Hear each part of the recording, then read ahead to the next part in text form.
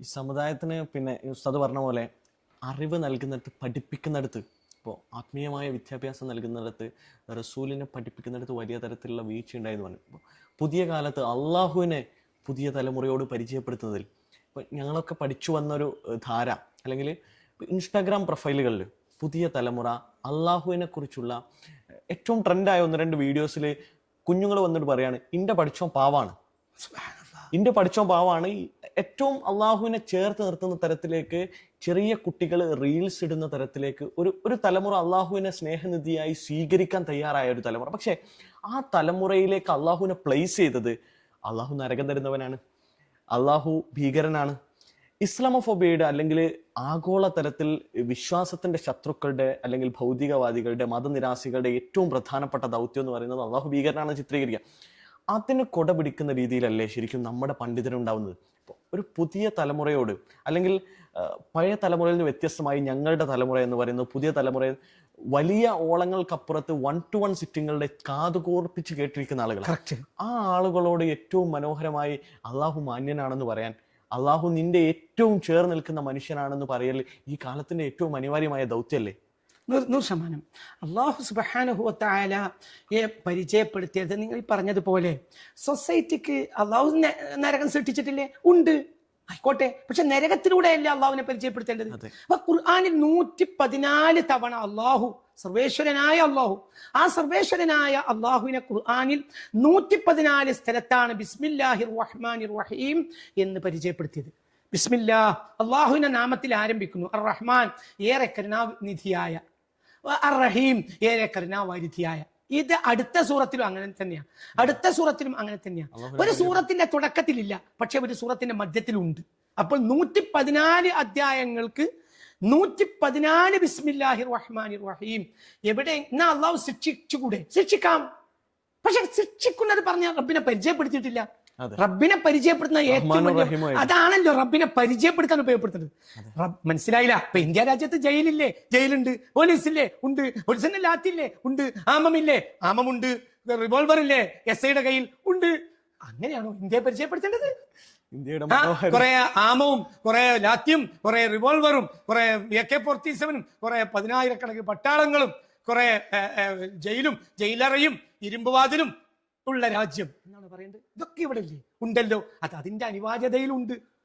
പക്ഷേ ഇന്ത്യ എന്ന് പറഞ്ഞാൽ നമ്മൾ എന്താ? ലോകത്തെ ഏറ്റവും സംസ്കാരമുള്ള രാജ്യം, ലോകത്തെ ഏറ്റവും വലിയ ആതിഥേയത്വത്തിന് ലോകത്തെ കേളികേട്ട രാജ്യം, ആരെയും സ്വീകരിച്ച രാജ്യം, നന്മയുടെ വിശാലമായ രാജ്യം, സ്നേഹത്തിന്റെ പ്രതീസയായ രാജ്യം. അങ്ങനെയാണല്ലോ അല്ലേ നമ്മൾ സ്വയം പരിചയപ്പെടുത്തുന്നതും അങ്ങനെയാണ്. അങ്ങനെയാണ് താനും. ഈ ലോകത്താരെന്ത് പറഞ്ഞാലും എന്റെ രാജ്യം ക്രൂരമാണെന്ന് ഞാൻ സമ്മതിക്കില്ല. എന്റെ രാജ്യം പോലെ ഒരു നല്ല രാജ്യം ലോകത്തില്ല.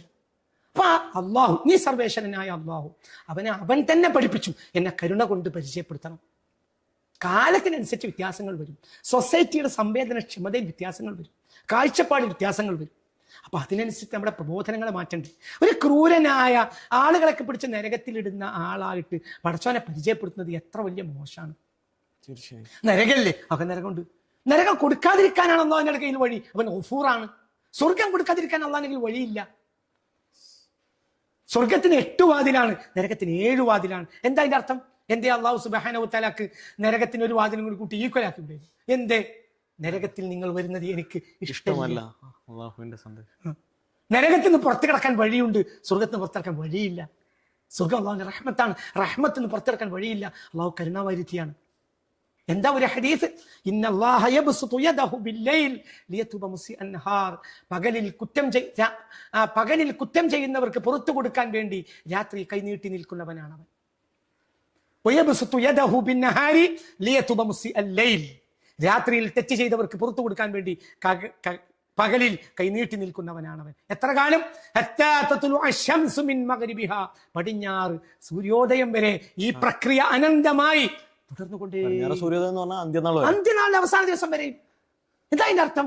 അല്ലാഹു പുറത്തു കൊടുക്കാൻ തയ്യാറാണ്. നിങ്ങൾ എത്ര വലിയ കുറ്റവാളിയാണെങ്കിലും. സഹീഹുൽ ബുഖാരി തുടങ്ങുമ്പോൾ കാണുന്ന ഒരു ഹദീസാണ്, 100 ആളെ കൊന്നവനും അല്ലാഹു പുറത്തു കൊടുത്തു.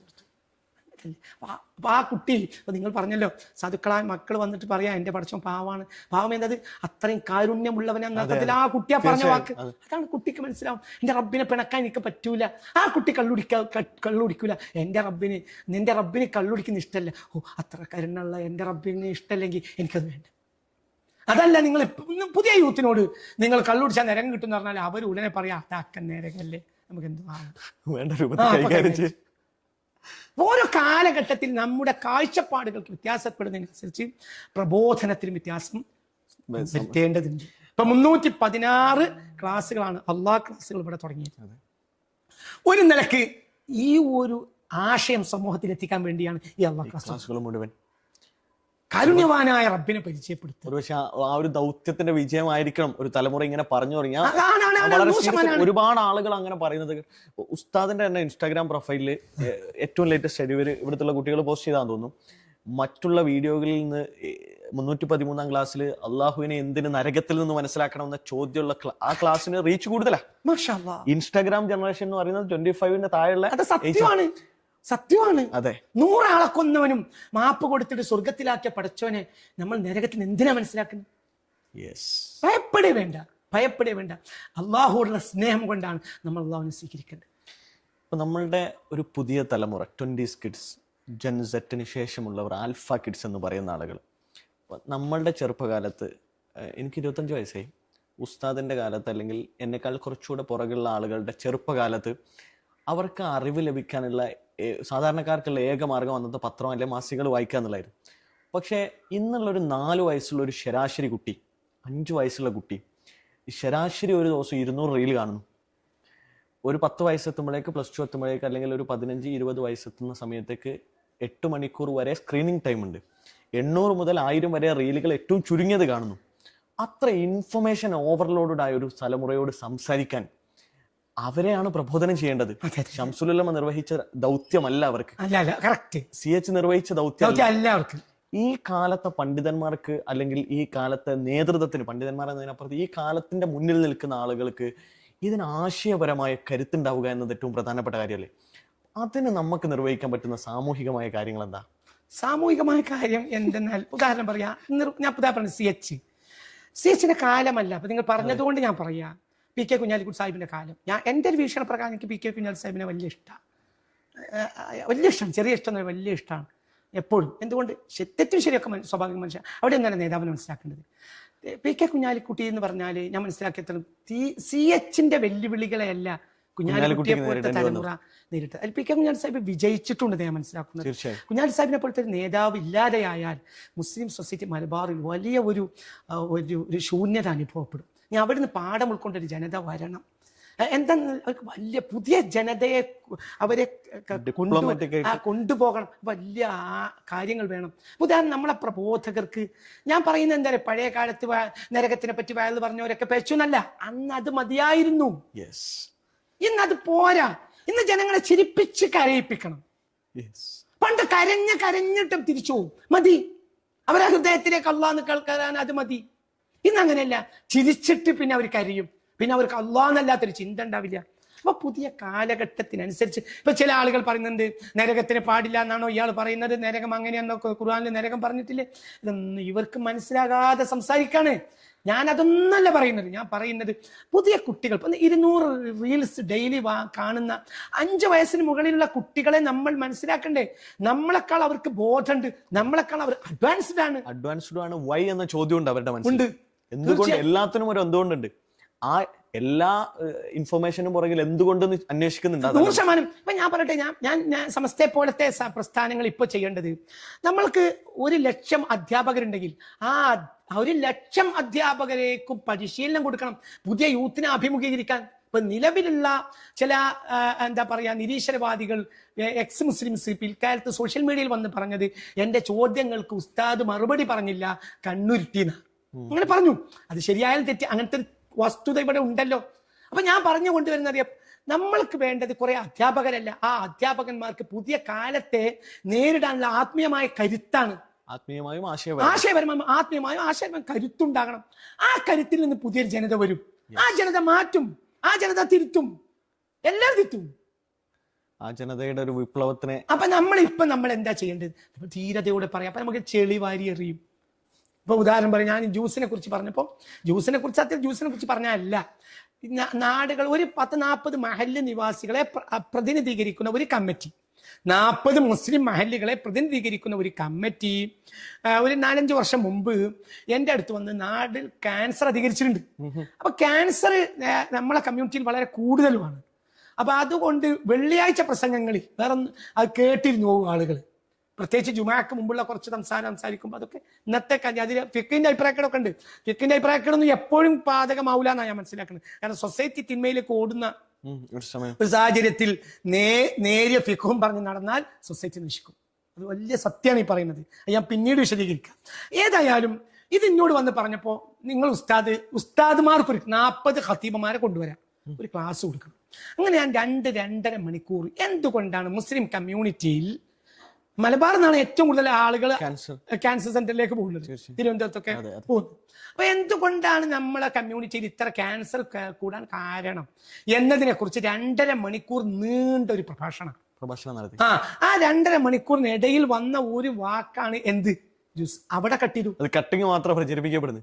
എന്നോട് ഇന്നലെ കൂടെ ഒരാൾ പറഞ്ഞു, ഞാൻ ഈ ഉസ്താദുമായിട്ട് സംസാരിക്കാൻ വരുന്ന സമയത്ത് ഈ ജ്യൂസിന്റെ ഈ സാധനം വെച്ചിട്ടാണെന്ന്. ഒരു സമൂഹത്തിന് മുന്നിൽ ഒരുപക്ഷെ നമ്മളുടെ മതത്തിന്റെ ശത്രുക്കൾ പോലും ആയിരിക്കും അത് പ്രചരണത്തിന് ഉപയോഗപ്പെടുത്തിയത്. അതിന് നമ്മളുടെ സമുദായം ആ കണിയിൽ വീണു. അങ്ങനെ വീണുപോയി. കുറെ ജ്യൂസ് കടക്കാരും എനിക്കെതിരെ വേണ്ടതൊക്കെ എഴുതി വിട്ടു, വിളിച്ച് ചീത്ത പറഞ്ഞുകൊണ്ടേ ഒരു പ്രളയം ഉണ്ടായി. ഞാനൊക്കെ ക്ഷമിച്ചു. എന്തുകൊണ്ട്? അത്രേ ഉള്ളൂ, അവർക്ക് അറിവില്ല. അതെ, പൂർണ്ണമായ അർത്ഥത്തിൽ മനസ്സിലാക്കാൻ തന്നെ പറ്റും. അവർ പറ്റിയില്ല. ആ പ്രഭാഷണം മുഴുവൻ ഒരാൾ കേട്ടാൽ മൂക്കത്ത് വിരലിച്ചു. അങ്ങനെ എടുത്തൊരു പ്രഭാഷണമാണത്. അതായത് 2 മണിക്കൂർ ആ പ്രഭാഷണം കേൾക്കാൻ പോലും ജീവിതത്തിൽ സമയം കണ്ടെത്താത്ത ആളുകളാണ് 20 സെക്കൻഡ് മാത്രം കേട്ടിട്ട്. അതായത് ഈ സമുദായത്തിന്റെ പ്രശ്നം 20 സെക്കൻഡ് അറിവ് എല്ലാ കാര്യത്തിലും. അപ്പൊ ഞാൻ പറഞ്ഞു, പിൽക്കാലത്ത് എല്ലാവർക്കും മനസ്സിലായി. ഇന്ന് ഡോക്ടർമാർ മുഴുവൻ ജ്യൂസിന് എതിർക്കുന്നുണ്ട്. വേണ്ട, ഓരോന്നിനും അതിൻ്റെതായ സ്ഥാനങ്ങളുണ്ട്. ഫ്രൂട്ട് അങ്ങനെ തന്നെ കഴിക്കണം. ഓരോന്ന് മനുഷ്യൻ ഇന്ന് മനസ്സിലാക്കുന്നുണ്ട്. ചില ആളുകൾ ഇപ്പോഴും നമ്മൾ വിമർശിക്കും, അതിന് അവർക്ക് മറ്റെന്തെങ്കിലും ദേഷ്യം ഉണ്ടാവും. അതൊന്നും നമ്മൾ കണക്കാക്കരുത്. ഇപ്പൊ ഞാൻ വഹാബികളെ പറ്റി പറയുന്നിടത്തും ഞാൻ പറയുന്നത്, അവർക്ക് എന്നെ മനസ്സിലാക്കും അവർ കുറച്ച് കഴിഞ്ഞാൽ. അപ്പോൾ അവർ മുഹമ്മദ് അബ്ദുൽ എല്ലാം തള്ളും.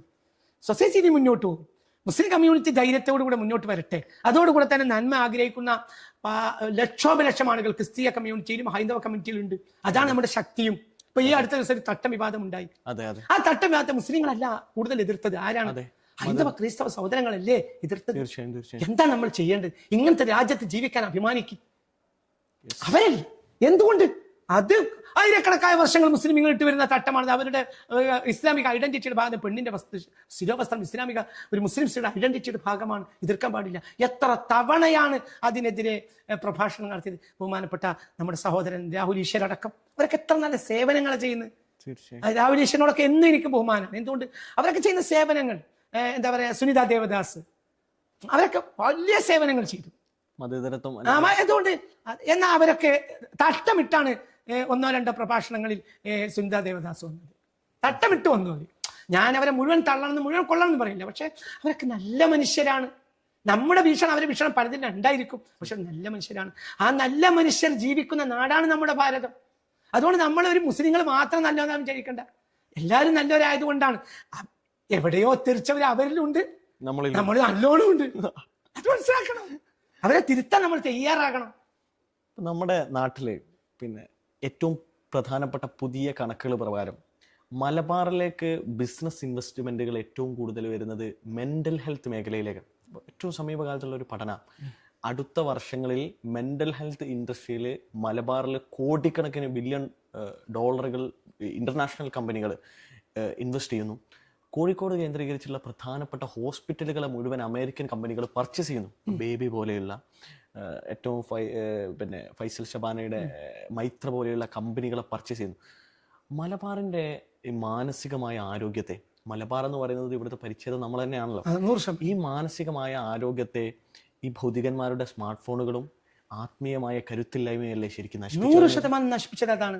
അതിന് കുറച്ചും കൂടി പുറകോട്ട് പോവുകയാണെങ്കിൽ മലബാറിലെ മുസ്ലിങ്ങളെ മറ്റാരെക്കാളും കൂടുതൽ ബാധിച്ചത് ഗൾഫാണ്. ഗൾഫ് ഒരളവോളം ഇതിന് കാരണമായിട്ട് ഒരു അരക്ഷിതാവസ്ഥ വീടുകളിൽ വന്നു. അതെ. വീടുകളിൽ അരക്ഷിതാവസ്ഥ വന്നപ്പോഴാണ് ഒരു കോൺഫിഡൻസ്, ഒരു മെന്റലി കോൺഫിഡൻസ് നമ്മുടെ യൂത്തിന് നഷ്ടപ്പെട്ട് തുടങ്ങിയത്. അതിലേക്കാണ് സ്മാർട്ട് ഫോണുകൾ എല്ലാം കയറി വന്നത്. അപ്പൊ നമ്മളെ കുട്ടികൾ അതിന് അടിമകളായി. ഉദാഹരണം പറഞ്ഞാൽ, ഞാൻ ലണ്ടനിലെ ഒരു ഇൻസ്റ്റിറ്റ്യൂട്ടിൽ ജോലി ചെയ്യുന്ന ഒരു മഞ്ചേരിക്കാരനായ ഒരാൾ ഒരിക്കൽ 15 വർഷം മുമ്പ് എന്നോട് പറഞ്ഞു, എൻ്റെ ഇൻസ്റ്റിറ്റ്യൂട്ടിൽ 15 ആളുകളുണ്ട്, ജോലിക്കാരുണ്ട്. അതിൽ ഫോൺ ഉപയോഗിക്കുന്ന ഞാനും ഒരു അൾജീരിയക്കാരനും, ഞങ്ങൾ 2 മുസ്ലിംസാ. മറ്റൊരു ഈ മൊബൈൽ ഫോൺ ഉപയോഗിക്കൂല. ലോകത്തേക്കുള്ള എല്ലാ മൊബൈൽ ഫോണും കയറ്റിവിടുന്ന രാജ്യത്തെ ജനങ്ങളിൽ മൊബൈൽ ഫോൺ ഉപയോഗിക്കൂല. അപ്പൊ നമ്മൾ ഇത്തരം ഉപഭോഗ സംസ്കാരത്തിന്റെ അടിമകളായി വാങ്ങിക്കൂട്ടാണ് നമ്മൾ. ഒരുപക്ഷെ ചൈനയിലെ കറുപ്പ് യുദ്ധത്തിൽ കറുപ്പ് കയറ്റി അയച്ചമായ ഒരു സമുദായത്തിനെ തകർക്കാനുള്ള ഭൗതികന്മാരുടെ ഇത് ഒരു അജണ്ട ഇതിന്റെ പിന്നെ ഉണ്ടായിരിക്കും. കറുപ്പ് യുദ്ധത്തെ കുറിച്ച് നമ്മുടെ തിരുവനന്തപുരത്ത് വായിച്ചില്ലേ? അതുകൊണ്ടാണ് ഞാൻ കറുപ്പ് എന്നതുപോലെ അജണ്ട മലബാറിനെ മെന്റലി തകർക്കാനുള്ള വലിയ ശ്രമം ഉണ്ടായിരിക്കാം. നമ്മൾ ബോധവാന്മാരാകണം. പണ്ഡിതന്മാരും തങ്ങന്മാരും ഈ പരസ്പരമുള്ള പടലപ്പിണക്കങ്ങൾ നിർത്തിയിട്ട് സൊസൈറ്റിയുടെ യാഥാർത്ഥ്യം എവിടെയാണ് നമ്മുടെ സൊസൈറ്റി ഇപ്പോൾ നിൽക്കുന്നത് എന്നിടത്തേക്ക് എത്തിച്ചേരണം. എന്നിട്ട് യൂത്തിനെ ശുദ്ധീകരിക്കേണ്ട മേഖലകളിലൊക്കെ ശുദ്ധീകരിക്കണം. പ്രശ്നങ്ങൾ സമൂഹത്തിന്റെ മുന്നിൽ എടുത്തിട്ട് പറയുന്ന ആളുകളെ സമുദായ ദ്രോഹിയായി ചിത്രീകരിക്കരുത്. നമ്മൾക്ക് നിർവാഹമില്ലാത്തതുകൊണ്ടാണ്. അവർക്ക് മുമ്പ് ഈ ബോധം നമ്മളെ ഹൃദയത്തിൽ വന്നു, പിന്നെ സമുദായ സ്നേഹം വന്നു. ഈ സമുദായം തകർന്നു പോകുമെന്ന് ഞാൻ ഭയപ്പെടുന്നു. അപ്പൊ ഇരിക്കുന്ന കൊമ്പ് മുറിക്കുന്ന ഒരാളോട് മുറിക്കരുത് എന്ന് പറഞ്ഞാൽ ആ ഒരു മനസ്സാണ് എൻ്റെത്. നമ്മൾ മുന്നോട്ട് പോകരുത്. നമ്മളെല്ലാവരും ഇനി താഴത്തേക്ക് ഇറങ്ങി വരണം. നമ്മൾക്ക് 500-ാം വാർഷികമോ 600-ാം വാർഷികമോ അല്ല വേണ്ടത്. നമുക്ക് നമ്മുടെ സൊസൈറ്റി ഉൾക്കൊള്ളുക, എന്നിട്ട് അവരെ കൂടെയേക്ക് ഇറങ്ങി വരിക. മുഹമ്മദ് മുസ്തഫ ഇറങ്ങി വന്നത് പോലെ അവരെ കൂട്ടത്തിൽ ഒരുവനാണ് മുഹമ്മദ് മുസ്തഫ.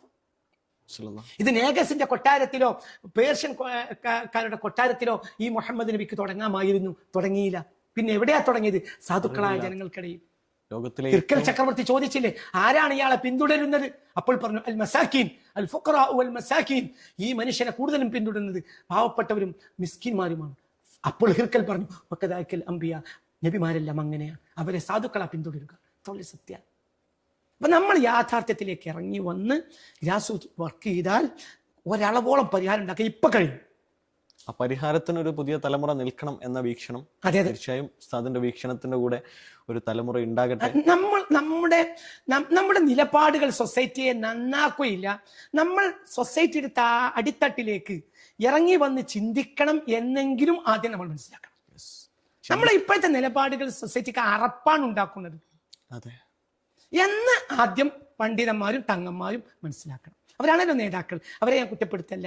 ഞാൻ പറയുന്നത് ഒരു കുറ്റപ്പെടുത്തലായി പോവാണ്. എനിക്കതെല്ലാം അല്ല ഞാൻ പറയട്ടെ, രോഗിയെ എന്താ പറയാ, വയറ്റിന് കേടായി കൊണ്ടുവന്ന് ഡോക്ടറെ ചെന്നാൽ കയ്യിൽ കീറിയിട്ട് കാര്യമില്ലല്ലോ, വയറ്റിൽ തന്നെ കീറണ്ട്. അതുകൊണ്ട് ഞാൻ നിർവാഹമില്ലാത്തോണ്ട് പറയാണ്. ആ തിരിച്ചറിവ് നേതൃത്വത്തിന് ഉണ്ടാകുന്ന കാലത്ത് വലിയ മാറ്റങ്ങൾ ഉണ്ടാവും. ആ മാറ്റത്തിലേക്കുള്ള വഴിയാണ് ഞാൻ മനസ്സിലാക്കിയെടുത്തോളം ഒരാൾ പെട്ടെന്ന് സൊസൈറ്റി നേതാക്കൾ ഇതിൽ നിന്നൊക്കെ പാഠം ഉൾക്കൊള്ളുന്നു തന്നെയാണ്. എന്റെ ഈ പ്രഭാഷണം ഒരു വിമർശനാത്മകമായിട്ടെങ്കിലും എല്ലാവരും കേൾക്കുന്നുണ്ട്. മനസ്സിലാക്കണം. അവരെ ഒന്നും ഒരു കാലത്ത് എന്നെ അക്സെപ്റ്റ് ചെയ്യണം. എന്നെ സ്വീകരിക്കൽ എന്റെ ലക്ഷ്യമേ അല്ല. ഈ ജനതയെല്ലാം കാര്യങ്ങളെ ബോധ്യപ്പെടുത്തിയാൽ എന്റെ ദൗത്യം നിർവഹിച്ചു കഴിഞ്ഞു. എന്നാ ഞാൻ എന്റെ ദൗത്യം നിർവഹിച്ചു കഴിഞ്ഞു. അത്രയേ ഉള്ളൂ.